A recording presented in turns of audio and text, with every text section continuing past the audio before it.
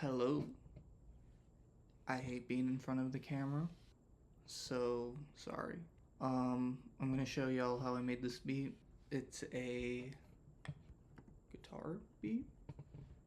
I first started out in Splice. I downloaded this loop first.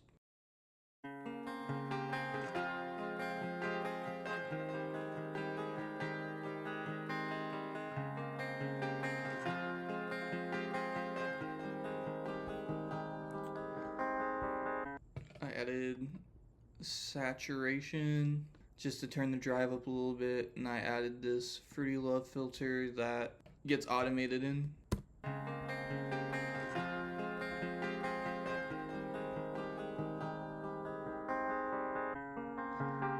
I just put it on the main preset, like what loads whenever you open it. I usually like to use the simple low pass, but whatever. There was a second version of the guitar that I forgot what pack it came from. I'll probably show y'all, but it's the same thing, just without like that little lead melody.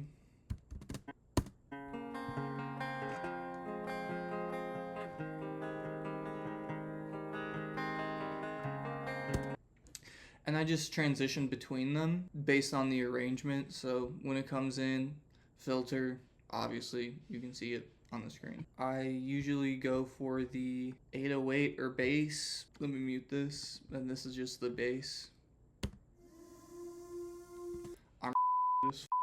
That is a pad in Serum 2.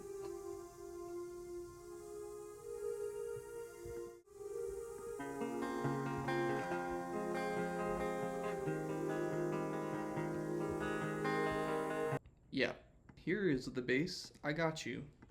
Let me mute this.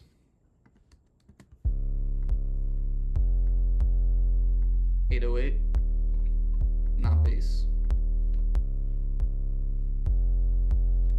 Together with what it sounds like.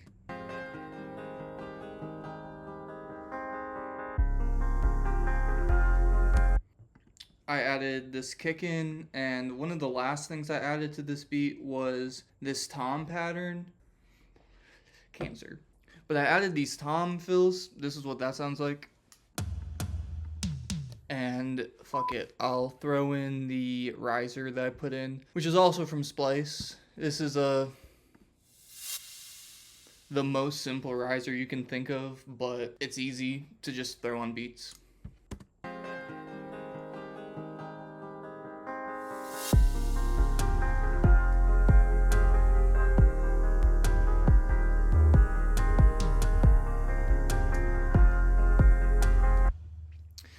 And then coming in, I added a hi-hat, and then that comes in at the end of like the intro verse thing.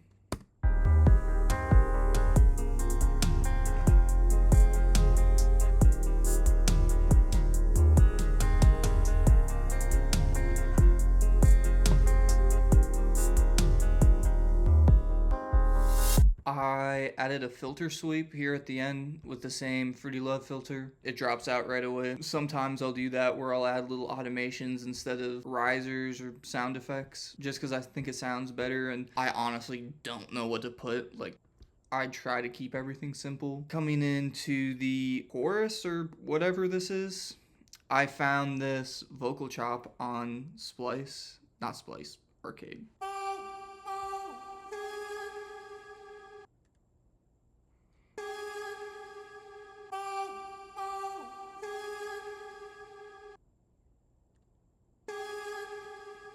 I like the reverb, but I wanted to cut it out so it doesn't take up too much space, because I also have the pad going at the same time.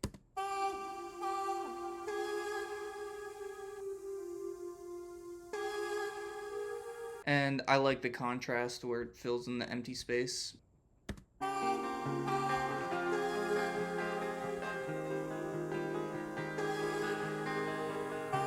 The drum pattern I came up with, kick, I used this hat from an FL Studio demo project. I think that's what popped up when I downloaded the newest version of FL Studio, and that hat was in there, and I liked it, so I just started and saved it. That's a hat. Added a rim, come back to the hi-hat pattern, 808 riser. I delayed the 808 coming in, just sounds better. And then here's that chorus part by itself.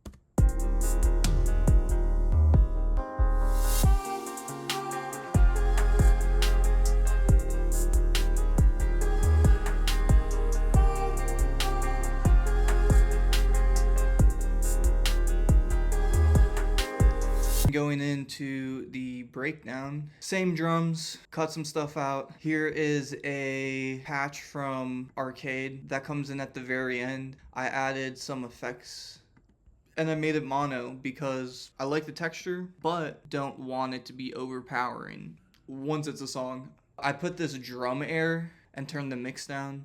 I really like this reverb. It sounds good when you try to give something a little bit of space, removing a lot of low end. And that's what this sounds like.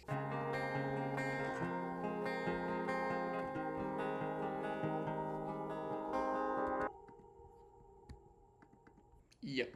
I bring in the hi-hats, the 808, pretty sparse.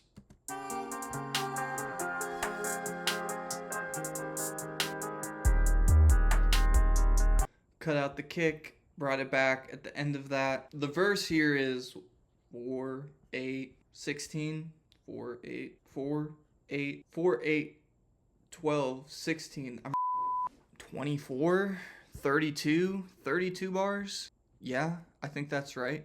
No, it's not. What the hell? 57 minus 33, 25. 25 bars. Okay.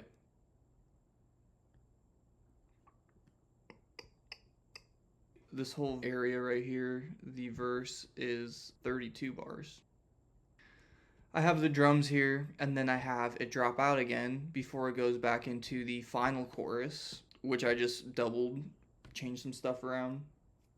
But when it drops out, I have that second guitar, filtered, the pad, the vocal. I let the vocal reverb play out, kept in the 808 risers. This is what it sounds like.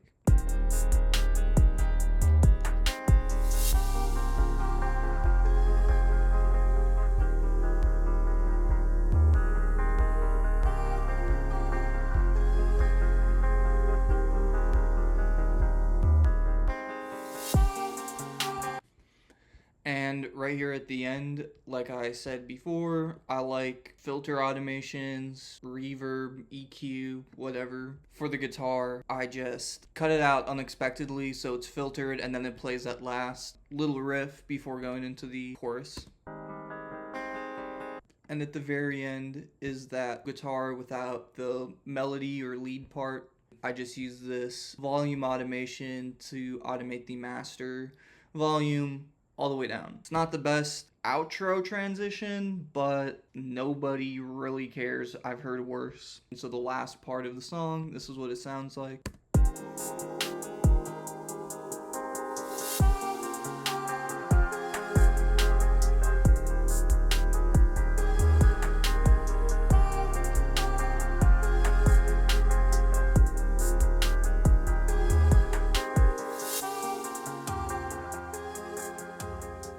I brought the tom back in.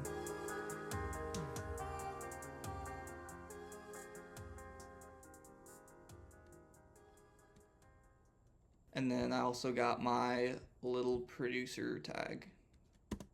And this one will not be directed by Ron Howard. Yep. I will show how I mix this also. Okay, starting with the drums. On the kick, I just have an EQ and it's taking out this click that's at the beginning, or a click that's in the 10, 20K area. Without it, it sounds like this. There's not much of a difference, but it sounds good in my head. Nothing on the hat. I think I just pulled the volume down. I don't even think I did that. Rim, nothing. Hi-hats, nothing. It's the hat. I don't know what that's supposed to be. Oops. Tom just EQ'd out some of the lows. Other Tom didn't do anything with it. Riser. And I grouped them all to a drum bus. Make this easier for y'all to see. And I put Pro Q3 on it. This first preset, SSL bus compressor. I turned the volume down a little bit. All the drums together sound like this.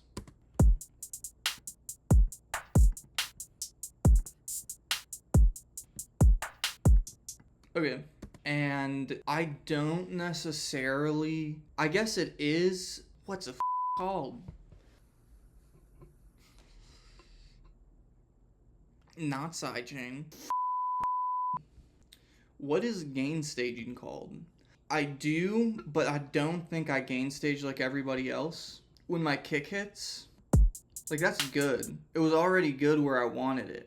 It always changes for me. It used to be where I gain staged everything to negative 15 dB, but for whatever reason, unknown to me, 9 to 12 dB is where I usually will try to get my drums to hit. Because I'm not using outboard gear, it kind of just depends. Sometimes I'll change the input of a plugin, but I'll gain stage going into the drum bus, I guess. I usually have the kick and the snare hitting at around the same dB, and then I go to my other drums, and it all depends. What sounds good, turn the melodic bus on, and listen to that.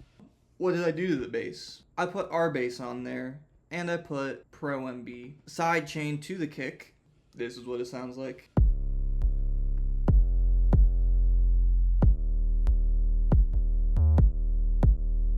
I try to keep the 808 lower, bass lower. And I eye a lot of things, I'm not gonna lie. I know people say to mix with your ears. I do that, definitely. Once it comes to the end, I'll make sure everything's sounding good with my ears. But usually going into it, I can look at the frequencies. Maybe I'm doing everything wrong, but it sounds good to me, so that's what I do. What do we have next? Guitar, Saturn, Love filter, and it's going into a, on the melodic bus I have multiband compression. It's another preset. Pro Q3, taking out a lot of the high side, top side information. So when a vocalist is on here, reverbs or doubles or ad-libs or background vocals have more presence. It's my thoughts. I didn't do anything for the pad.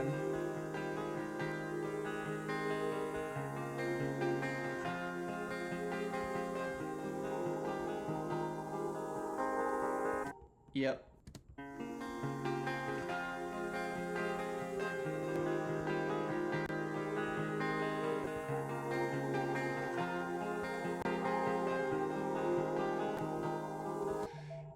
This multiband compressor lowers down a lot of the mid, lower end information, which sounds good, and it just gives it that stereo width that I like. The other thing is, instead of just cutting out things underneath 200, I like to keep them in there. That's why I have this multiband compressor on there. So when the 808 comes in, lowers down that information. You can still hear it. It's not as present, and there's stuff there. When the 808 goes out, lower frequencies, that shines. It's not weird. That's my thought process.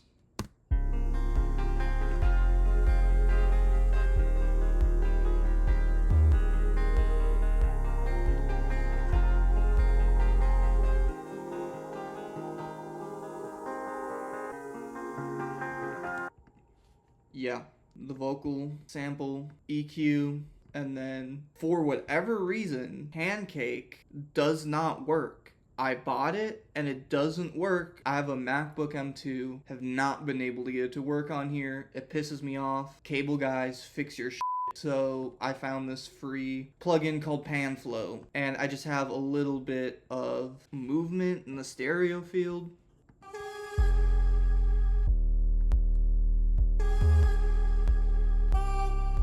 Oh, that's interesting.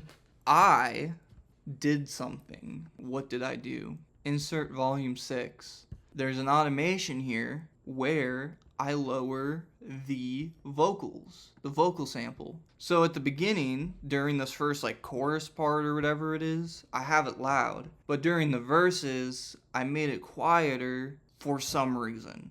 I wanted it maybe a little less energy in the top end, or let the artist's vocals shine more, whatever. And then I fed that back into 5 melodic bus. I have a lot of stuff on the master. I've always been this way. I know people say more is less or less is more. I don't care. This sounds good to me. Maybe I'm doing something wrong, so somebody tell me what doesn't make sense in here. But this is my master chain for this beat. People also say don't master your beats, but fuck you. If an artist really wants it, they can reach back out for the unmastered version and the stems. Pro Q3 preset. I found a lot of presets together.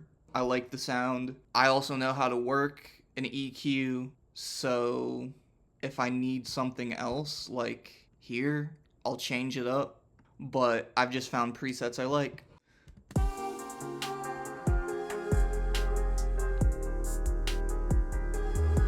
First EQ, compressor. It's not really going down on the kicks, it's just kind of catching the peaks a little bit. Another Pro Q3, cut outside information. Even here, the bass is in mono. I put R bass mono in there, so the bass is in mono. The kick is also mono. I didn't put it in mono, but that's what the sample came like. So I'm not really worrying about that. I'm worrying more about pads, the guitar, that kind of low information bleeding in. I put a soft clipper on because I wanted to catch the peaks. If you look at the master, it's not going above 6.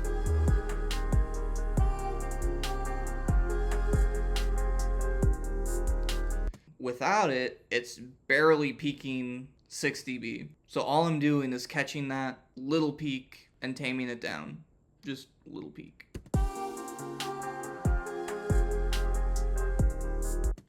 And I know a lot of people like to put soft clipper as the last on here.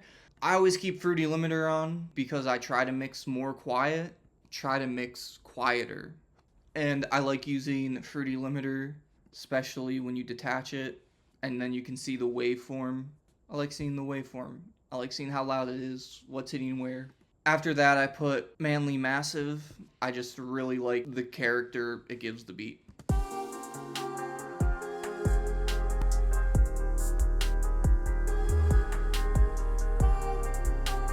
It's another preset, Massive Boost. Pretty sure that just raises the high end and the low end. It raises everything. It boosts everything up in here. But I just found, like for this beat, I found this preset and I absolutely love it. I was looking online the other day and somebody was talking about it and how it works. And I was like, oh, let me try that. Yep. Soothe. Another preset, low mid rescue, mastering advanced. And then depending on the song, I like to play with the depth knob. Finally, I have smart limiter, which makes it loud.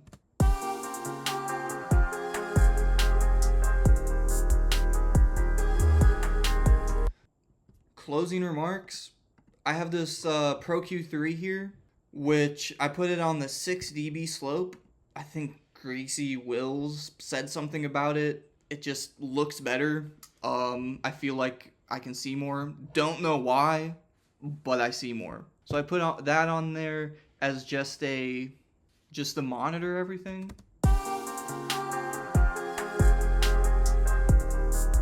Yeah. So, story time. I was in Germany. I went to a Kid Laroi concert and Sam Tompkins opened. And I was sitting behind like the little engineering desk in the back that they have, and I noticed something. Usually in the 1 to 300 hertz range, there is a dip, right? There's kind of a dip here. I noticed that on their live metering that there is a dip there. So in my music, I've been putting a dip from 1 to 300. And that's not me cutting out the frequencies. It's just trying to make room, I guess. Maybe some stereo room. Maybe, I don't know. But I just like the dip, and the way that I mix is I try to not have too much going on there. As you can see, when the 808 comes in, it dips down, right? But when it's gone, you can see that peak there, which I really like. I think that gives the song a lot of character. On the live metering, 3000 hertz, 2000 hertz I cut. Again, think I saw a TikTok video where somebody said something about 2000 hertz. So I've been cutting that out recently, which is why I have this Pro Q3 up here. Maybe I'm not cutting as much as some people would, but I honestly didn't hear that much of a difference on my headphones or my monitors or in my car or on my iPhone. That's how I like to mix, and I like to master my beats. Throw the limiter up. It's not super loud. It's not clipping super bad. But yeah, that's what we're doing. That's the song, and I'll play it for y'all.